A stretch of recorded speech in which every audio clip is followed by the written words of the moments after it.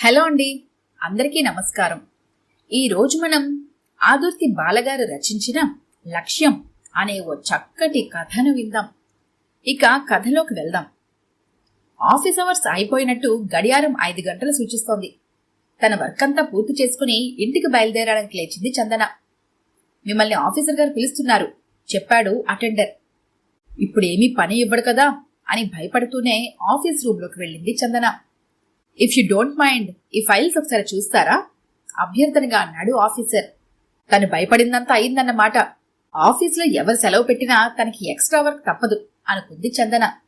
Sorry madam, మీకు trouble ఇస్తున్నట్టున్నాను నొచ్చుకుంటూ అన్నాడు officer. పర్వాలేదు సార్, ఆఫీసర్ మీదున్న గౌరవంతోనే నో అని చెప్పలేని మొహమాటంతోనో అన్నది చందన. ఆ పనంతా పూర్తయి బయటపడేసరికి 6 దాటింది. ఈ రోజు డైరెక్ట్ బస్సులో వెళ్లే ఆశ లేదు. 2 బస్సులు మారి వెళ్లాల్సిందే అనుకున్న చందనకి ఒళ్ళు జల్లుమంది. ఇవాళ ఇల్లు చేరేసరికి ఎంత లేదన్నా 7 దాటుతుంది. ఆమె భయమంతా ఇంటికి ఎలా చేరాలా అని కాదు, ఆలస్యంగా ఇల్లు చేరినందుకు 1,00,000 ప్రశ్నలు వేసి వేధించే భర్తకి ఎలా సంజాయిషి చెప్పుకోవాలా అని.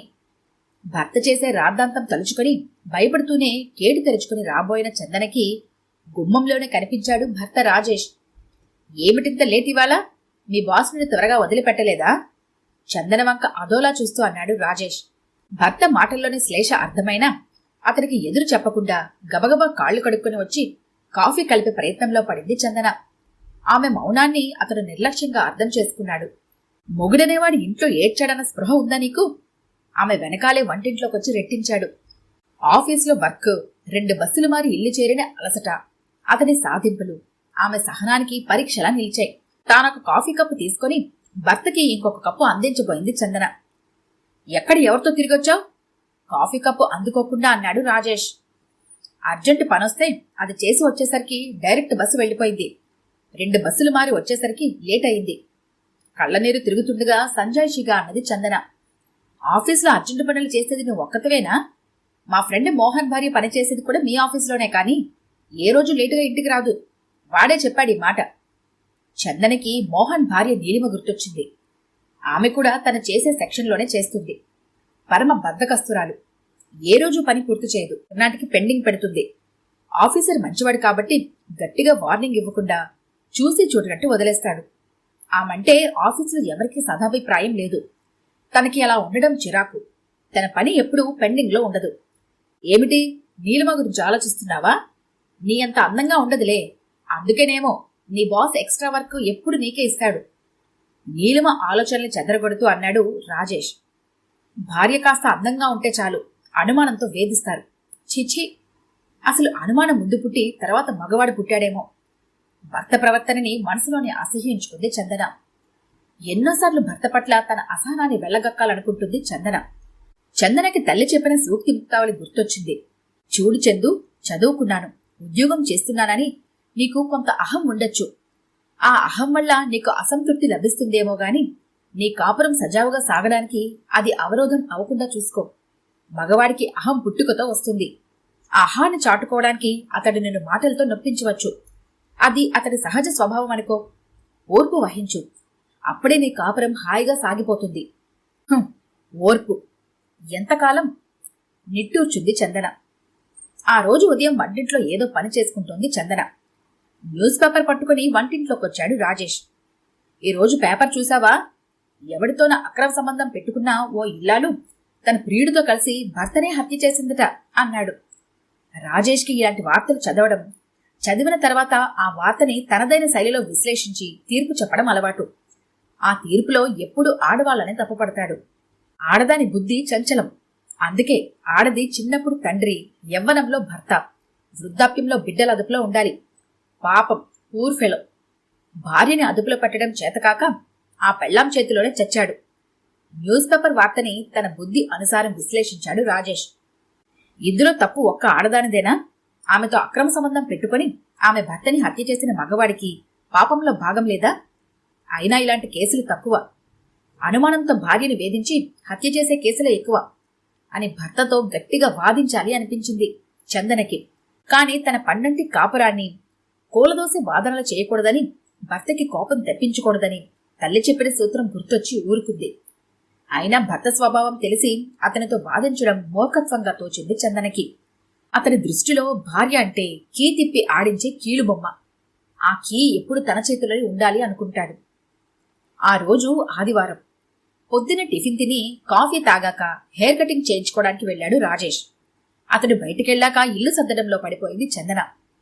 మిగతా రోజుల్లో తనకు తీరిక ఉండదు కనుక ఆదివారం బూజులు దులపటం, ఇల్లు సర్దడం లాంటి పనులు పెట్టుకుంటుంది చందన. ఇల్లంతా నీటిగా సర్ది ఫ్లోరింగ్ అంతా సర్ఫ్ నీళ్లతో తుడిచి ఇంటిని ఒకసారి తృప్తిగా చూసుకుని స్నానం చేయడానికి వెళ్లబోతుంటే కాలింగ్ బెల్ మోగింది. రాజేష్ అప్పుడే వచ్చేశాడు అనుకుంటూ హడావడిగా వెళ్లి తలుపు తీసింది. ఎదురుగా రాజేష్ ఫ్రెండ్ మోహన్ నవ్వుతూ నిలబడ్డాడు. మీరా? తడబడుతూ అన్నది చందన. రాజేష్ లేడా అన్నాడు మోహన్. రాజేష్ ఏ పని మీద వెళ్లాడో చెప్పింది చందన. నేను వెయిట్ చేస్తానులేండి వాడొచ్చేదాకా అన్నాడు మోహన్. ఇక అతన్ని కూర్చోమనక తప్పలేదు చందనకి. న్యూస్ పేపర్ ఇచ్చి చదువుతూ కూర్చోమని చెప్పి తను లోపలికెళ్ళింది. పావుగంట గడిచింది. రాజేష్ ఇంకా రాలేదు. బాగుండదని కాఫీ కలిపి ఇచ్చింది. ఇప్పుడెందుకండి?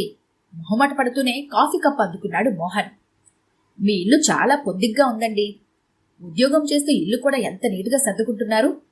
మా నీలిమకి బద్ధకం ఎక్కువ, ఎక్కడవక్కడే పడేస్తుంది చంద్రని మెచ్చుకుంటూ అన్నాడు మోహన్. నీలిమకి ఈ పరిస్థితి ఇబ్బందిగా ఉంది.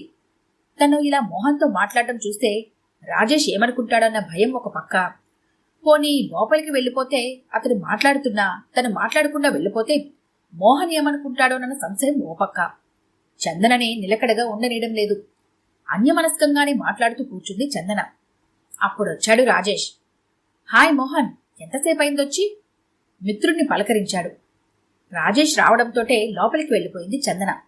అరగంట దాటింది బాబు. ఏమిటి హెయిర్ కటింగ్ ఇంతసేపా? లేదులే, దారిలో ఓల్డ్ ఫ్రెండ్ ఒకటి కనిపిస్తే మాట్లాడుతున్నాను. ఎనీహౌ సారీ బ్రదర్, బాగా బోర్ కుట్టిందనుకుంటాను. నోనో, బోరేం కొట్టలేదు. చందన గారు కాఫీ ఇస్తే తాగుతూ కబుర్లు చెప్తూ కూర్చున్నాను. టైం తెలియలేదనుకో. మోహన్ అంటున్న మాటలు లోపలున్న చందనకి వినిపిస్తూనే ఉన్నాయి. అగ్నికి ఆజ్యం పోశాడు. అది బగ్గు మనక మానదు. అది మరోసారి తన హృదయాన్ని కాల్చక మానదు. నిర్లిప్తంగా అనుకుంది చందన. నీ కంపెనీ బాగుందట, తెగ మెచ్చుకున్నాడు మా వాడు. నువ్వు అందంగా ఉంటావుగా, నీ కంపెనీ ఎవరికైనా బాగుంటుంది. మోహన్ వెళ్లిపోయాక లోపలికొస్తూ అన్నాడు రాజేష్. ఛీ, ఇలా తప్పితే మామూలుగా మాట్లాడలేరా? అసహ్యించుకుంది చందన. ఏం మాట్లాడేవాడితో? అయినా నేను ఇంట్లో లేనని చెప్పి పంపించక వాడిని లోపలికి పిలిచి కూర్చోబెడతావా? కాఫీ ఇచ్చి కబుర్లు చెప్తావా? పరుగుగల ఆడది చేసే పనులేనా ఇవి? ఇందులో పరువు పోయే పనేం చేశాను? నేను మీ ఫ్రెండ్ని లోపలికి రమ్మనలేదు. అతనే వచ్చి కూర్చున్నాడు. మర్యాద కోసమని కాఫీ ఇచ్చాను. అతనేదో పలకరిస్తే మాట్లాడాను. అది తప్ప? వస్తున్న కోపాన్ని అణుచుకుంటూ అందే చందన. జరిగింది అదే అయితే నాకేం అభ్యంతరం లేదు అదోలా అన్నాడు రాజేష్. అంటే మీ ఉద్దేశం? నీతో మాట్లాడుతుంటే వాడికి టైం తెలియలేదట. అంతగా ఎంటర్టైన్ చేసావా వాడిని? నీలాంటి భార్య దొరకడం నా అదృష్టం అంట. నాతో మాట్లాడిన అరగంటలో పావుగంట నీ గురించే చెప్పాడు. సరే, ఎన్నాళ్ళుగా సాగుతోందో ఈ భాగవతం నేను చూస్తాను విసురుగా అనేసి వెళ్లిపోయాడు రాజేష్. స్థానులా నిలబడిపోయింది చందన. హాయ్ చందు. బస్టాప్లో నిలబడి చందన తననెవరో పిలిచినట్టు అనిపించి పక్కకు తిరిగి చూసింది. డిగ్రీలో తన క్లాస్మేట్ మంజుష నవ్వుతూ కనిపించింది. ఏంటి అలా చూస్తున్నావు? గుర్తుపట్టలేదా నన్ను? కాలేజీ రోజుల్లో జాజి మొగ్గలా ఉండేదాన్ని, ఇప్పుడు గుమ్మిడికాయలా అయ్యాను కదా, అందుకే గుర్తుపట్టలేదేమో పెద్దగా నవ్వుతూ అన్నది మంజుష. మనిషి స్వరూపం మారినా స్వభావం ఏమీ మారలేదు అనుకుంది చందన. ఏమిటే చందు అలా బక్కచిక్కి ములక్కాడలా తయారయ్యావు? అది బస్టాప్ అని అందరూ తమనే చూస్తున్నారని కూడా పట్టించుకోకుండా అన్నది మంజుష. పేలవంగా నవ్వింది చందన. ఈయనే మా ఆయన, తన పక్కన నిలబడిన వ్యక్తిని చూపిస్తూ అన్నది మంజుష. నమస్తే చేతులు జోడించింది చందన. నేనెప్పుడూ చెబుతూ ఉంటాను కదా చందన అని, ఈమె గురించే. మంజుష తన పేరు చెప్పి పరిచయం చేయగానే అతని కళ్లల్లో ఆసక్తి కనిపించింది చందనకి. మీరు చాలా బాగా పాడుతారంట కదా, చదువులో కూడా ఎప్పుడూ ఫస్ట్ ఉంటారట కదా. మా మంజు మీ గురించి ఎప్పుడూ చెబుతూ ఉంటుంది. ఇన్ని ప్రత్యేకతలు ఒకే మనిషిలో ఉండటం రియల్లీ గ్రేట్. అతని మాటలు చందనకి కొత్తగా అనిపించాయి. అవునే చందు, ఇంకా పాటలు పాడుతున్నావా? నువ్వు పాటికి గొప్ప సింగర్వి అయిపోయి ఉంటావని అనుకుంటున్నానెప్పుడు. టీవీలో వచ్చే పాటల ప్రోగ్రామ్స్లో మా చందు కనిపిస్తుందేమోనని ఎంతగా చూస్తుంటానో తెలుసా? మంజుష అన్న మాటలు ఇంటికి వచ్చాక కూడా చందన మనసులో సుళ్ళు తిరుగుతూనే ఉన్నాయి. నిజానికి మంజుష గుర్తు చేసే వరకు తన ప్రత్యేకతలేమిటో మర్చిపోయింది తను. అవును మరి, తన గురించి తను ఆలోచించుకునేదెప్పుడు? అనుక్షణం భర్తకి భయపడుతూ, అతనికి కోపం రాకుండా ఎలా నడుచుకోవాలని ఆలోచిస్తూ, తల్లి చెప్పిన సూక్తి ముక్తావళి పాటిస్తూ 2 ఏళ్లుగా సంసారార్థాన్ని లాక్కొచ్చింది. 2 ఏళ్ల కాలంలో తను పొందిందేమిటి, కోల్పోయిందేమిటి? ఆలోచిస్తున్న చందనకి ఏదో అవగతం కాసాగింది. ఉదయాన్నే వంటింట్లోంచి వినిపిస్తున్న శ్రావ్యమైన గొంతు విని రాజేష్ ఆశ్చర్యపోయాడు. ఏనాడో మర్చిపోయిందనుకున్న స్వరాలు చందన కంఠంలో శృతి చేసుకుంటున్నాయి. త్వరగా వంట ముగించి తనకిష్టమైన కనకాంబరం రంగు చీర కట్టుకుంది చందన. బారెడు వాలుజడలో నక్షత్రం లాంటి తెల్లని గులాబీ తురుముకుంది. బాపు బొమ్మలా తయారై ఆఫీస్కి బయలుదేరిపోతున్న చందన వంక అసహనంగా చూశాడు రాజేష్. ఆ చూపుకి అర్థం తెలుసు చందనకి. తను కాస్త మంచి చీర కట్టుకుని బయటికెళితే సహించలేడతడు. కోపమంతా కళ్లల్లోకి ప్రతిఫలిస్తుంటే తనని భస్మం చేసేలా చూస్తున్న రాజేష్ ఆమెనిప్పుడు భయపెట్టట్లేదు. ఆమెకిప్పుడు తన లక్ష్యం ఏమిటో తెలిసిందిగా మరి. తనకున్న టాలెంట్ కి కృషిని జత చేసి ఆకాశంతో ఎత్తుకి ఎదగాలని ఆమె గుప్పడంత గుండెలో ఒదిగిన కొండంత ఆశ. ఆశే ఆమెకి భర్తనెదిరించే ధైర్యాన్నిచ్చింది. ఆ ఆశే ఆమెకిప్పుడు ఊపిరిపోసింది. లక్ష్యం స్పష్టంగా ఉన్నప్పుడు ఏ మనిషి దేనికి భయపడడు. ఇక ఆ రోజు నుంచి భర్త సూటిపోటి మాటలు పట్టించుకునే సమయం కూడా దొరకకుండా తన లక్ష్యం కోసం పరుగులు పెడుతూనే ఉంది చందన. లక్ష్యం స్పష్టంగా ఉన్నప్పుడు ఏ మనిషి దేనికి భయపడడు. ఈ కథ కనుక మీకు నచ్చినట్లయితే లైక్ చేయండి, షేర్ చేయండి. మరిన్ని ఇంట్రెస్టింగ్ కథల కోసం మా ఛానల్ని తప్పకుండా సబ్స్క్రైబ్ చేసుకోండి.